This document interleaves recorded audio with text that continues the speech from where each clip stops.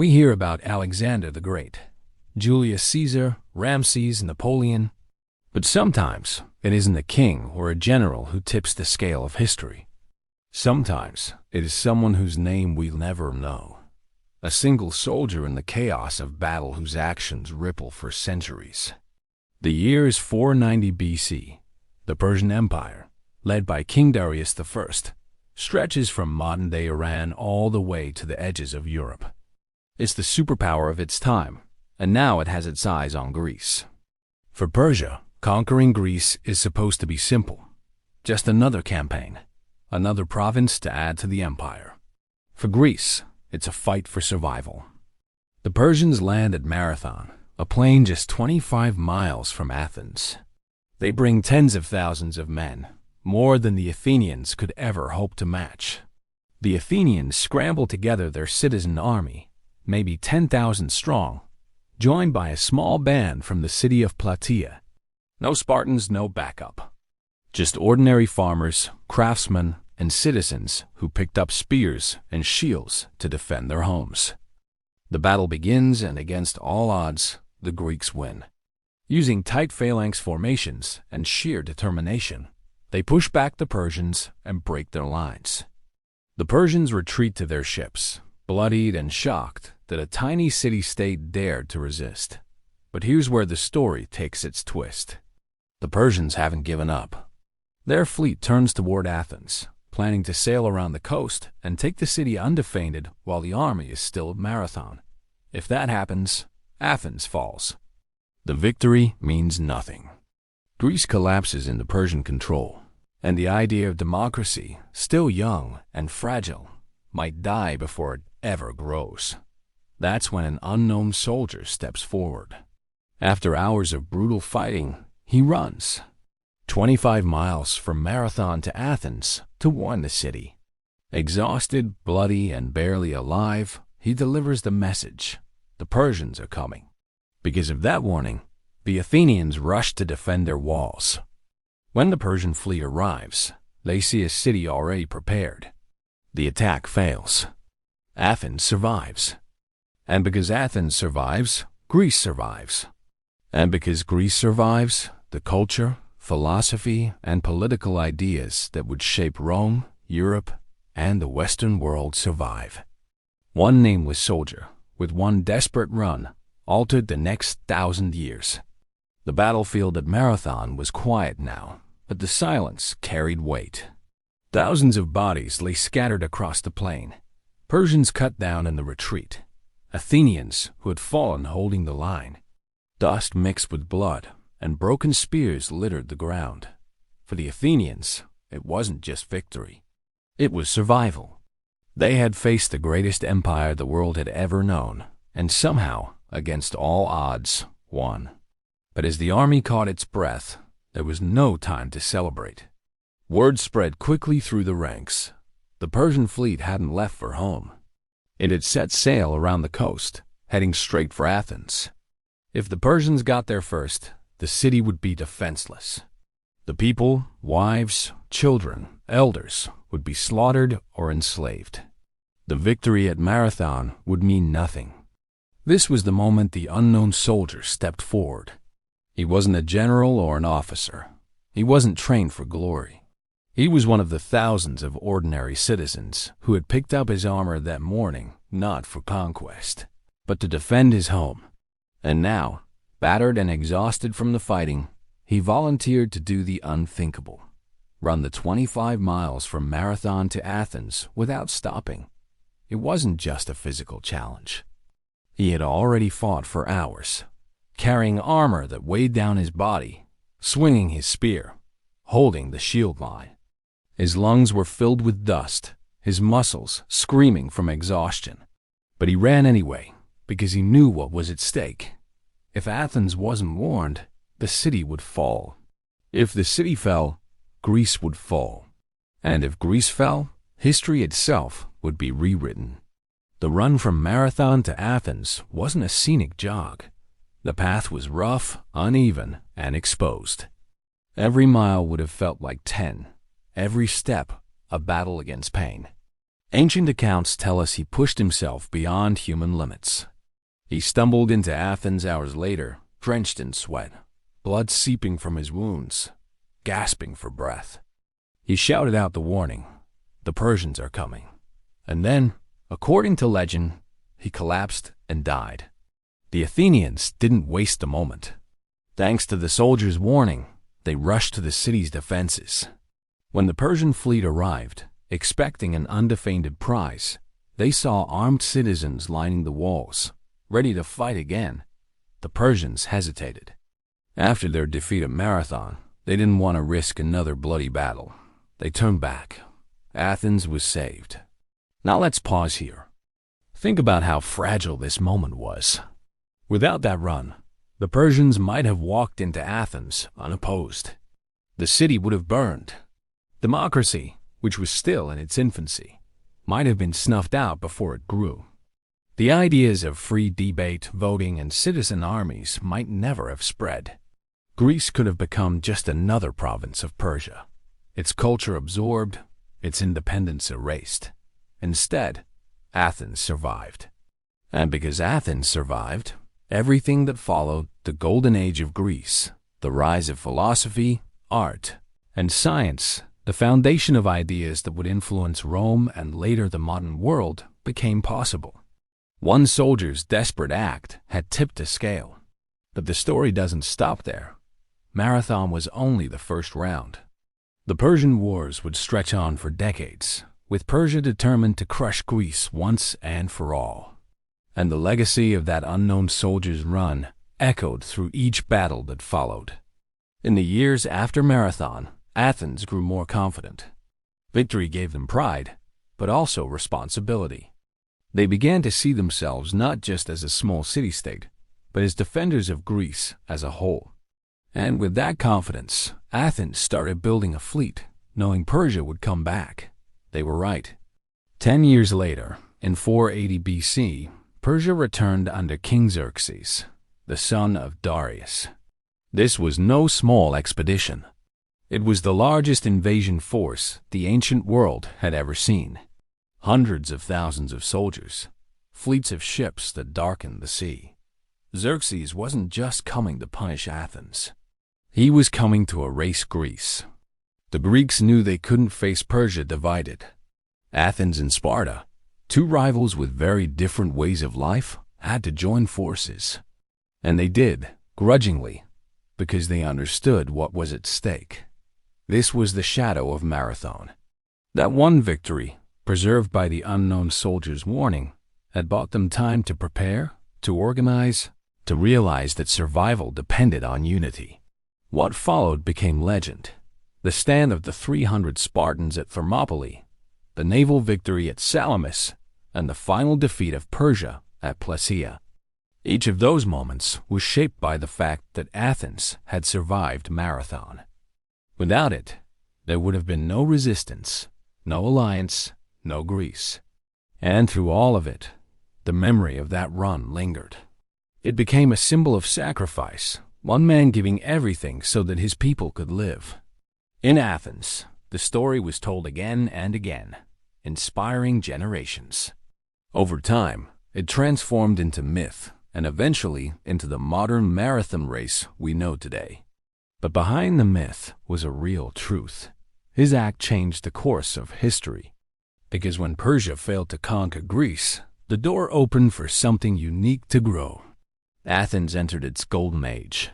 Democracy flourished. Philosophers like Socrates and Plato debated ideas that would shape the world.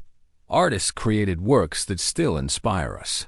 And scientists asked questions that pushed human knowledge forward. Rome would later adopt much of this culture, carrying it into Europe, and centuries later, it would influence the very foundations of modern civilization. Trace the line back, and it leads to a dusty plain, a desperate run, and an unknown soldier whose name we don't remember. One act, one sacrifice, became the hinge that swung the door of history for the next 1,000 years. 10 years after Marathon, the Persians returned. This time, it wasn't just an expedition. It was revenge and conquest on a massive scale. King Darius, humiliated by his defeat, had died before he could return, but his son Xerxes was determined to finish the job.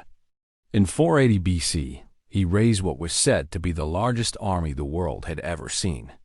Ancient sources claim numbers in the millions, though modern historians estimate hundreds of thousands. Either way, it was overwhelming. Xerxes built bridges of boats across the Hellespont to march his army from Asia into Europe. He dug canals so his ships could avoid dangerous waters. This wasn't just a campaign. It was a statement. Persia would crush Greece once and for all. The Greek city-states knew what was coming. They also knew they couldn't stop Persia alone. Athens had the fleet. Sparta had the warriors. Others had manpower, knowledge of the land, and resources. They were rivals, often bitter ones, but in this moment, they had no choice but to stand together. Without unity, Greece would fall. This was the legacy of Marathon. That one battle had proven Persia could be resisted. The unknown soldiers' desperate run had given Athens the chance to survive, and because Athens survived, the Greeks believed they could fight back again. The Persians advanced, and the Greeks prepared to block them at Thermopylae, the hot gates, a narrow pass where numbers mattered less. And there, Sparta made its stand. King Leonidas and his famous 300 warriors, joined by a few thousand allies, held the pass against waves of Persian troops. They fought with courage that stunned the invaders, cutting down countless enemies. But eventually, betrayal undid them. A local Greek showed Xerxes a secret path around the pass, and the Persians outflanked the defenders. Leonidas and his men fought to the last. They were wiped out, but their sacrifice bought time for the rest of Greece. The story of the 300 became legend, but here's the connection. Their stand only mattered because Athens was still alive to take advantage of it. If Athens had fallen back in 490 BC, there would have been no united defense, no naval fleet, no second round of resistance. Thermopylae would have been just another doomed last stand. While the Spartans fought on land, Athens turned to the sea. The Persians had brought a massive fleet, and Xerxes believed his ships would dominate. But Athens had been preparing for this. After Marathon, they had built up their navy, pouring resources into triremes, sleek, fast warships with bronze rams. At Salamis, just off the coast near Athens, the two fleets clashed. The Athenians lured the Persian fleet into narrow straits where their numbers didn't matter. The triremes rammed and shattered Persian ships, throwing the fleet into chaos. Xerxes, watching from a throne on the shore, saw his navy torn apart before his eyes. It was a disaster for Persia. Without control of the sea, their supply lines were at risk, and their massive army suddenly became vulnerable. The next year, in 479 BC, the Greeks struck again on land at Plataea. United forces of Athens, Sparta, and their allies faced what remained of the Persian army. This time, it wasn't just survival. It was victory. The Persians were driven out of Greece for good. Now step back and look at the chain of events. Marathon had given the Greeks confidence. The unknown soldiers' run had saved Athens from destruction. That survival allowed the Greeks to unite, to fight at Thermopylae, to win at Salamis, and to finish at Plataea. Each battle built on the last, and together they stopped the Persian Empire, the superpower of its time, from absorbing Greece. And the impact didn't end with the wars. The Persian defeat created space for Athens to rise. No longer just one city among many, Athens emerged as a leader. It built an empire of its own, not as vast as Persia's, but influential in a different way. With its fleet, Athens dominated the Aegean.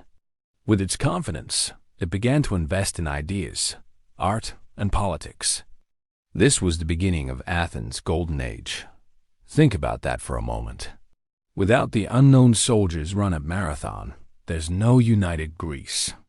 Without united Greece, there's no Salamis, no Plataea, no defeat of Persia. And without that defeat, Athens doesn't rise. Without Athens rising, there's no democracy reaching maturity, No Socrates, no Plato, no Aristotle, no cultural foundation for Rome to later adopt.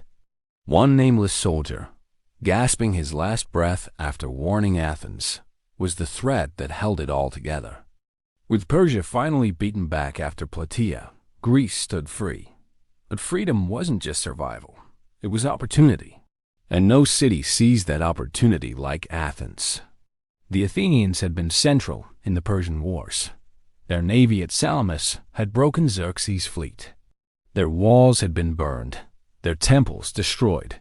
But instead of being crushed, Athens came out stronger. They had proven themselves against the greatest empire in the world. That confidence changed everything. After the war, Athens led the creation of the Delian League, a coalition of Greek city-states formed to defend against any future Persian attacks. At first, it was meant to be an alliance. But over time, Athens took control, turning the League into something closer to its own empire. Member states paid tribute, often in silver or ships, and Athens used that wealth to rebuild its city. The results were spectacular. On the Acropolis, the Parthenon rose a temple to Athena, patron goddess of the city. Its marble columns, still standing today, symbolize the pride and ambition of Athens at its peak. But it wasn't just about buildings. The wealth pouring in funded art, theater, philosophy, and science.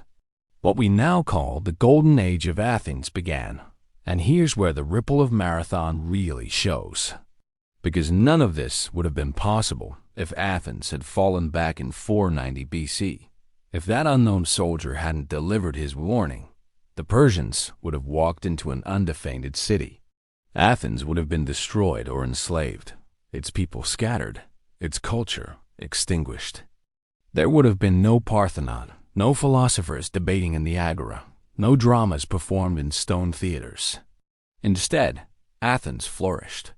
Democracy, which had been an experiment before Marathon, matured into something more stable.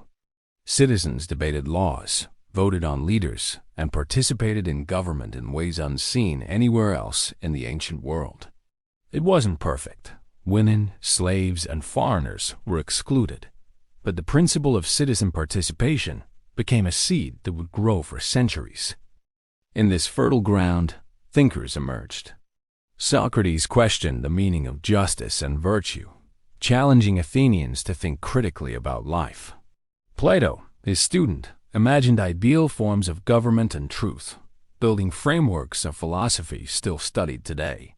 Aristotle, Plato's student, explored everything from ethics to biology, laying the foundations of logic and science.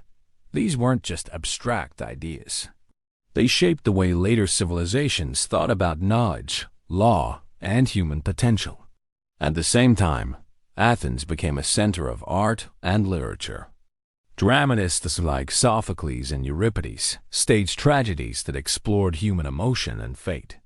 Comedies poked fun at politics and everyday life. Sculptors carved figures so lifelike they still inspire artists today. Historians like Herodotus and Thucydides began recording events not as myths, but as serious attempts to understand cause and effect. All of this radiated outward. Other Greek states, and later Rome, absorbed Athens' culture. When Rome conquered Greece centuries later, it didn't erase Greek culture, it embraced it. Roman education, law, and politics were deeply shaped by Greek philosophy. Roman art and architecture borrowed heavily from Greek styles. The very idea of a republic, of governance by citizens rather than kings, grew from the soil Athens had nurtured. And if you trace that back far enough, you arrive again at that soldier's run. Without his desperate warning, Athens might never have survived to see the Persian Wars through. Without Athens, there is no Golden Age. Without the Golden Age, Rome looks very different. And without Rome, the foundations of Europe, and eventually the modern world, shift entirely. Think about how fragile it was. One soldier, nameless and exhausted, staggering into Athens with just enough strength to cry out the warning, tipped the balance. His sacrifice protected a city that became the cradle of ideas shaping 1,000 years of history and beyond. But Athens' story wasn't just one of glory. The same confidence and power that built the Golden Age also sowed the seeds of division. Because while Athens grew strong, other Greek states, especially Sparta, began to resent its dominance. And that resentment would soon lead to a war that tore Greece apart. Athens at its peak was dazzling. The Parthenon gleamed on the Acropolis. Theaters filled with citizens watching tragedies and comedies. Philosophers argued in the Agora, and the navy ruled the Aegean. But power has a way of creating enemies, and Athens had plenty. The Delian League, once a cooperative alliance against Persia, had become an Athenian empire. Member states were paying tribute, often under threat of force, and Athens used that wealth to build monuments, fund fleets, and expand its influence. To the Athenians, this was leadership. To others, it was domination. Sparta, their old ally from the Persian Wars, watched Athens grow stronger and more arrogant. Sparta was a land power, not a naval one, but it commanded the loyalty of other Greek states that resented Athens. Two very different ways of life now faced each other. Athens with its democracy, trade, and navy. Sparta with its rigid discipline, oligarchy, and unmatched infantry. Inevitably, the rivalry exploded into war. The Peloponnesian War began in 431 BC and lasted nearly 30 years. It was long, brutal, and destructive, a Greek civil war that dragged in almost every city-state. Athens, confident in its navy, relied on controlling the seas and importing grain. Sparta, relying on its army, ravaged the land around Athens but couldn't break its walls. For years, the war went back and forth, but Athens made mistakes. Early on, a plague swept through the crowded city, killing thousands, including Pericles, the leader who had guided Athens through its golden age. Later, Athens launched a disastrous campaign in Sicily, losing tens of thousands of men and ships. These losses weakened the city, drained its resources, and shook its confidence. By 404 BC, Athens finally surrendered. Sparta, with Persian financial support, had built a navy strong enough to challenge Athens at sea. After a final defeat, Athens' empire collapsed. Its walls were torn down, its fleet reduced, and its people humbled. For a moment, it looked like Athens' story was over. But here's the twist. Even in defeat, Athens' culture didn't die. Sparta won the war, but it didn't leave behind much more than fear and discipline. Athens, meanwhile, had built something more lasting. Its philosophers continued to teach. Its playwrights kept writing. Its art and ideas still spread. Even though Athens had lost militarily, its influence lived on. This is where the unknown soldier's impact becomes even clearer. His desperate run had saved not just a city, but a culture. A culture strong enough to survive even when its politics collapsed. If Athens had been destroyed in 490 BC, there would have been nothing to pass on. No democracy to inspire later generations, no philosophy for Rome to adopt, no art to influence centuries of creators. Instead, the torch kept burning. Socrates continued teaching, even after Athens' fall, until his trial and execution in 399 BC. Plato carried on his ideas in the academy. Aristotle expanded knowledge across every field imaginable. All of this happened after Athens had lost its empire. The military power faded, but the intellectual and cultural power didn't. Sparta, for all its military strength, couldn't match that. Its victory in the Peloponnesian War turned hollow. Within a few decades, Sparta's dominance faded. The city that had once stood as Greece's toughest warrior state slipped into decline, while Athens, even weakened, remained a beacon of culture and learning. The irony is sharp. The unknown soldier as run at Marathon had saved Athens from destruction by Persia, but even centuries later, that act was still echoing. Athens might lose wars, but its ideas survived. And those ideas were becoming seeds planted in the soil of the wider world. Because even as Greece tore itself apart, new powers were watching. To the north, Macedon was rising. And soon, under Philip II and his son Alexander, Greece, and Athens with it, would become part of something even larger. When Athens fell to Sparta in 404 BC, it seemed like the light was dimming. The Golden Age was over, the empire gone, and Greek unity shattered. But the legacy of Athens, its democracy, its philosophy, its art, didn't die with its political power. It lingered, waiting to be carried further. That chance came from the north. In Macedon, a kingdom the Greeks had once looked down on as semi-barbaric, a king named Philip II rose to power. Philip understood something that few Greeks had managed: unity. He built a professional army, disciplined and innovative, and one by one he brought the divided Greek city-states under his control. Even Athens, proud and defiant, eventually bent. But it was Philip's son, Alexander, who truly changed everything. Alexander the Great, educated by Aristotle himself, carried Greek culture far beyond the Aegean. When he marched east, defeating Persia and building an empire that stretched from Egypt to India, he didn't just spread Macedonian power. He spread Greek ideas, the very ideas born in Athens streets, nurtured by the survival that Marathon had secured. In Egypt, he founded Alexandria, a city that became a center of learning, home to the great library and a beacon of knowledge for centuries. In the East, Greek blended with local cultures, creating the Hellenistic world, a fusion of ideas, art, and science that reached far beyond Greece itself. Mathematics, astronomy, medicine, and philosophy all flourished under this exchange. And when Alexander's empire fractured after his death, those ideas didn't vanish. They became part of the fabric of the Mediterranean and the Near East. So when Rome rose, it inherited not just Greek territory, but Greek culture. Roman law and politics were shaped by Greek philosophy. Roman art and architecture borrowed heavily from Greek styles. Even Rome's vision of citizenship and republic drew on seeds planted in Athens centuries earlier. This is the chain that began with Marathon. That unknown soldier's run saved Athens. Athens' survival made the Golden Age possible. The Golden Age produced the ideas and culture that Macedon spread, and Rome absorbed. From Rome, those same ideas flowed into Europe and beyond, shaping the medieval world, the Renaissance, and eventually the modern age. It's easy to see history as the story of kings and empires, but sometimes it balances on the shoulders of someone we'll never know. At Marathon, one exhausted soldier ran himself to death to warn his city.